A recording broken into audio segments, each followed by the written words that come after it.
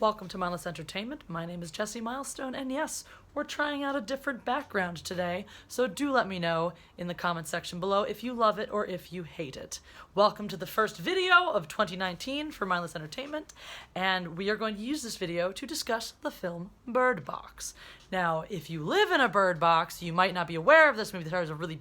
Someone slapped me for that joke. That was terrible. Shut up, Jesse. That's stupid. Don't do stupid things, please. Don't. Anyway, if you live under a rock, you may not have heard of this movie. If you don't live under a rock, you'll know that this is the sensation-sweeping Netflix right now. The horror thriller Bird Box, starring Sandra Bullock and everybody else. Like, actually everybody else. Including Trevante Rhodes, who is one of the most attractive people ever. And I'm going to say this again. I've said this before about an actor of color, and I'm standing by this sentiment. If you are a person who likes men, and you do not find Trevante Rhodes at least a little bit attractive, the only explanation is racism. I know, hot take, you're all gonna freak out and be like, oh my god, she called us racist, wah! And then you're gonna remember that you're actually a heterosexual man, and therefore have no reason to be attracted to Trevante Rhodes in the first place, and got your panties in a wad over nothing, because you've been taught that the word racism is a button word that you should be triggered when anytime anybody uses it. So, there you go. Welcome to the new year. A little slice of meant to offend for you. Be triggered! So if you're done being triggered because you inexplicably aren't attracted to Trevante Rhodes, even though you are attracted to men, let's carry on with my assessment of Bird Box. So,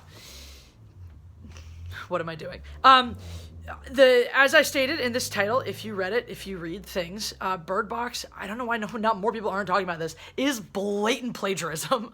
I mean, it has the exact same premise as The Happening, which we all remember was one of M. Night Shyamalan's total flop and failures. Pretty sure it was M. Night Shyamalan. That was back when we were trying really hard not to think about him because he wasn't doing anything worth watching. Now, I will say that I find The Happening insanely entertaining for all the wrong reasons. But one cannot deny that the inherent premise of these films is identical and has a lot of other similarities in it as well. I'm going to avoid spoilers from Bird Box. I'm not going to give you any direct spoilers about the film itself, except for the fact that Trevante Rhodes is in it and that he's sexy, but you could figure that out by looking at IMDb and having eyes. Aquaman last year. We're on to Trevante Rhodes right now. Forget it, Jason Momoa. You're last year's news. It's intrinsic. The inherent premise of this film, which again you would find out by watching the trailers, is that some crazy thing happens. Some event that they hint in the trailer at some sort of creatures that cause everybody to start killing themselves. If you see it, you kill yourself. And why? I don't know. We don't know. That's the point that we're supposed to figure out or not. We're just supposed to accept it. That's what happens right now. If you see a thing, you kill yourself. So that was the premise of The Happening. Was there some event, and the event would occur where you were, and everyone would kill themselves. They would just feel very compelled to take their own lives. Both of these movies, even earlier on in the epidemic spreading part of this, have horror porn sequences where everyone just offs themselves in creative ways. Now, in The Happening, the sequence is hilarious, especially when someone just lays down in front of a lawnmower. That's my favorite part. In Bird Box, I will say it is harrowing and terrifying. So this is the difference, right? This is why no one's talking about the plagiarism and no one's all that concerned about it, is because The Happening was a garbage movie and the Bird Box is actually really freaking good. So we'll talk about that as well.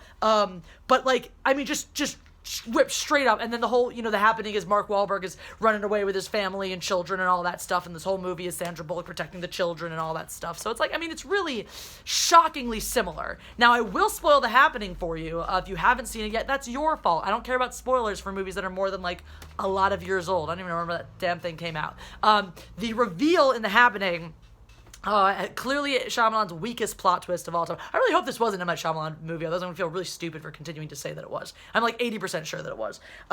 Worst plot twist of all time, which is, of course, that the plants are trying to reclaim the earth, and therefore they have created a neurotoxin that makes you kill yourself. The end. That's you neurotoxin, you die, the end.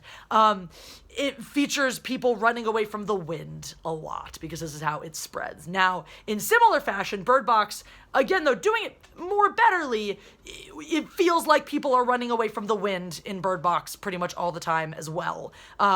However, Bird Box, rather than being like, it's actually the wind and there's something in the wind that's making you kill yourself, is just using its creative methods to not show things, to do what Shyamalan used to be good at, and sometimes still is, which is the show don't tell, the Hitchcockian, the not show. God, I can't words today. Welcome to the new year.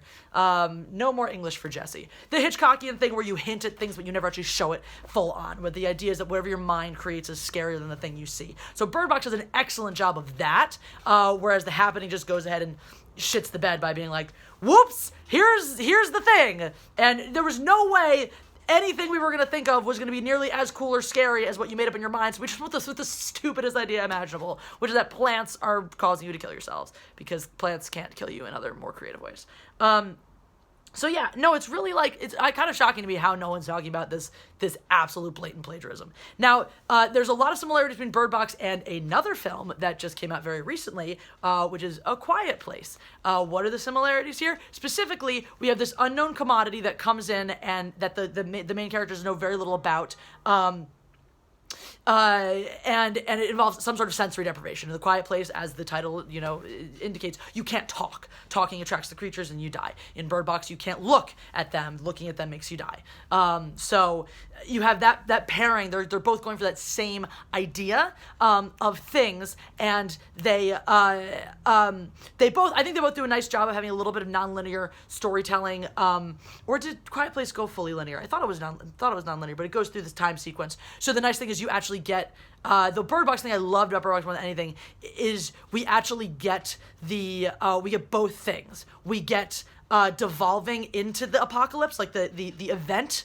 We get the chaos of the event itself, as well as we get the people living in the post-apocalyptic world. Now, in A Quiet Place, you're mostly getting that post-apocalyptic world. You're not getting the event as much. We saw like a little hints of it and stuff, but Bird Box is very satisfying because you get both. They actually use the nonlinear storytelling really, really well to bounce you back and forth, so you get this rich, fully post-apocalyptic world that's been lived in for a few years, as well as the beautiful, random, psychotic human chaos of the world as we know it coming to an end. So that's really nice and satisfying. Now, the biggest difference I would say between Bird Box and A Quiet Place is that if you see A Quiet Place, it requires a greater suspension of disbelief for me. The thing I liked about Bird Box is that you have your event. As soon as you buy into this event, okay, you've told me what's happening.